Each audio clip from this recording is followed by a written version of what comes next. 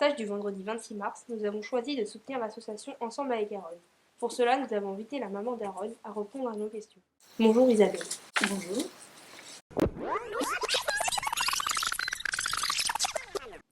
Mais en fait, c'est qui Aaron?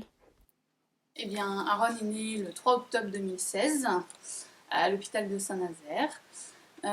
Quand il est né, tout allait très bien. Mais c'est au bout de 2 mois et demi que nous avons vu qu'Aaron était hypotonique. Donc, nous avons demandé à faire des examens supplémentaires. Et c'est là que, du coup, voilà, nous avons découvert sa maladie.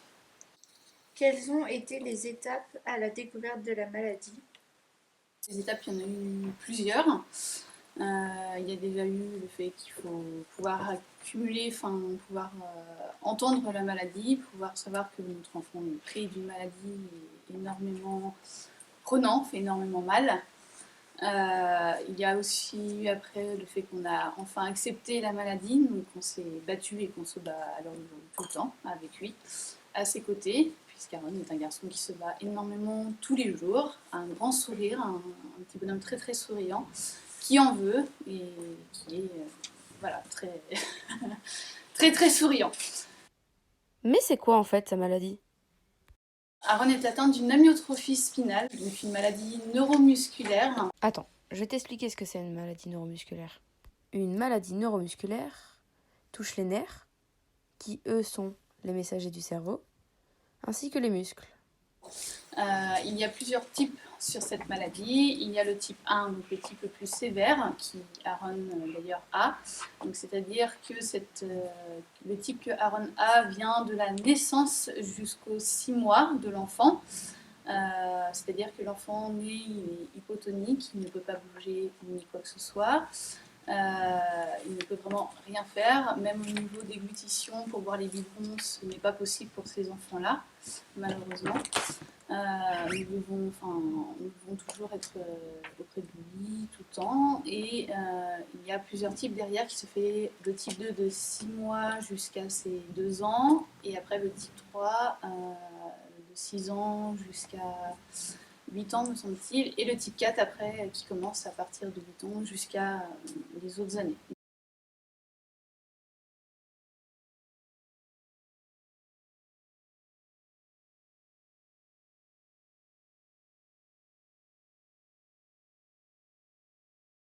Donc du coup, ce qu'il faut aussi savoir, c'est que l'amyotrophie spinale est une maladie qui n'affecte en aucun cas l'intelligence de ces enfants-là.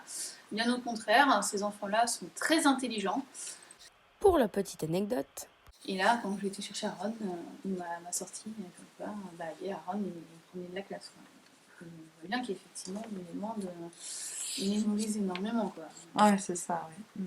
Donc là, ce qui nous ferait plus peur maintenant, c'est à écrire au niveau CP. C'est plus ce moment-là maintenant qui va nous faire peur, puisqu'Aaron, au niveau d'écriture, à tenir un crayon, comme c'est musculaire justement, il va savoir le tenir pour le colorier, mais il va pas durer longtemps avec son crayon. Ouais. Et l'ordinateur, non, c'est pas une option? L'ordinateur, jusqu'ici, on n'a pas eu à en parler. Jusqu'ici. Mais je sais qu'en moyenne section, ils ont déjà écrit bonne année sur ordinateur, et apparemment, Aaron se débrouille même très très bien. mais peut-on le soigner? Eh bien, quand nous avons découvert la maladie d'Aaron donc en 2016, il y a un traitement effectivement qui venait tout juste de sortir en France qui s'appelle le Ridisplasme. Donc c'est le Spinraza, pardon. Donc c'est une injection en fin de compte que l'enfant doit avoir comme une ponction lombaire, donc c'est-à-dire que l'enfant a en bas de la colonne vertébrale une piquée. On lui prélève la même quantité de liquide que le produit injecté. Donc du coup dans le bas de la colonne vertébrale. Et à l'heure d'aujourd'hui, il y a eu des évolutions effectivement dans les traitements, puisqu'à l'heure d'aujourd'hui, les enfants qui sont atteints de la même pathologie qu'Aaron et donc du même type qu'Aaron, c'est-à-dire dès la naissance, peuvent bénéficier de la thérapie génique. Donc, c'est-à-dire qu'en fin de compte,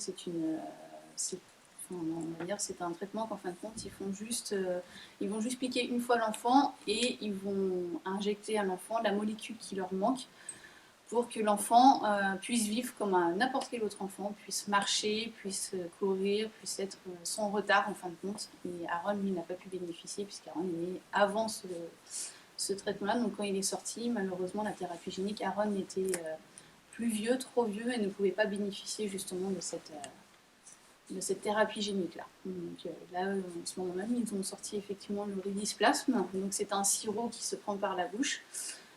Pour l'instant, très peu d'enfants l'ont eu, et pour l'instant, le sirop n'est pas à 100% compatible encore, puisqu'il y a eu des enfants qui sont tombés malheureusement aveugles avec ce sirop-là.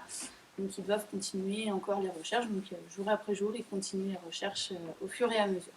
Quelle est la vie d'Aaron aujourd'hui? Eh bien, Aaron est âgé donc, de 4 ans, il va à l'école comme n'importe quel autre enfant.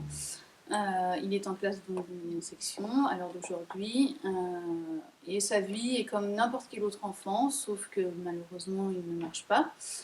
Pour la petite anecdote, Donc effectivement, Aaron fait des puzzles, il est très fan des puzzles. Et l'autre jour, nous avons voulu lui acheter un puzzle de 200 pièces en se disant qu'il était bien costaud. Et il a réussi à nous faire le puzzle de 200 pièces en une demi-heure. Donc très épatant. et à l'école, comment est-ce qu'il s'intègre? Aaron est quelqu'un en dehors de la maison de très timide. Et en fin de compte, on va dire que ce sont ses camarades qui sont venus vers lui. Et du coup, comme les camarades sont venus vers lui, Aaron s'est un peu relâché et tout ça. Et du coup, ce qui fait qu'à l'heure d'aujourd'hui, Aaron s'entend à merveille avec ses copains, ses copines de la classe. Il se bagarre même pour pousser Aaron dans la récréation. Ce qui est très... vous amenez Aaron à l'école, vous voyez une tonne d'enfants qui arrivent à vos pieds pour demander à pousser Aaron. Ce qui est d'ailleurs très très sympa, ce qui est d'ailleurs très touchant de voir des enfants justement auprès d'Aaron comme ça. C'est très très touchant justement en étant parent, d'avoir un enfant avec une pathologie, avec un handicap. De voir autant d'enfants autour de lui, oui, c'est très, très touchant. Comment vous est venue l'idée de créer cette association? Alors l'association est venue de ma belle-sœur qui est venue nous parler du fait qu'elle voulait ouvrir une association. Au début, mon conjoint et moi-même n'étions pas pour, puisqu'on ne voulait pas d'aide ni quoi que ce soit. Mais on s'est très vite rendu compte qu'avec le besoin qu'il y avait effectivement besoin d'avoir des dons, de choses comme ça. Donc du coup, nous avons accepté l'idée de ma belle-sœur, et donc du coup, c'est grâce à ma belle-sœur que nous avons ouvert notre association aujourd'hui ensemble avec elle. Avec votre association, comment avez-vous fait pour récolter des fonds? Et ben, nous avons fait plusieurs manifestations. Nous avons eu le lycée et collège Gabriel Dehaye de Saint-Gildas-des-Bois qui a organisé avec plusieurs associations justement pour nous aider. Donc ils nous ont récolté pas mal de fonds d'ailleurs. Nous avons l'école de Plessé également qui nous a aidés. Nous avons aussi eu l'occasion de participer aussi à la foire de Sainte-Anne-sur-Brivet qui s'est fait tout un week-end où nous avons tenu le stand de sandwicherie et boissons, si je ne me trompe pas.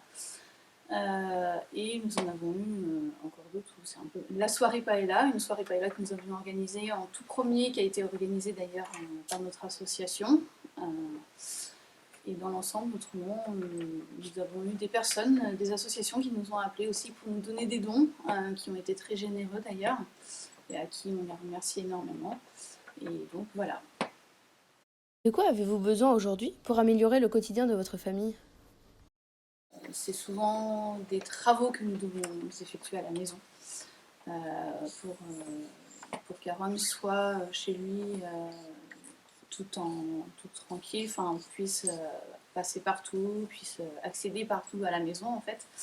Et là, à l'heure d'aujourd'hui, vraiment, le principal, il nous faut qu'on fasse à tout prix, c'est l'extérieur, puisque l'extérieur, Aaron ne peut pas se déplacer à l'extérieur de la maison, mis à part sur la terrasse, puisque autrement c'est des graviers, et nous avons un projet là actuellement de faire justement un enrobé autour de la maison, de réaménager notre salle de bain, puisque Aaron ne peut pas non plus aller dans la salle de bain de lui-même, donc il faut qu'on réaménage la salle de bain, et refaire aussi son coin où nous faisons la toilette aussi, où nous changeons et tout ça.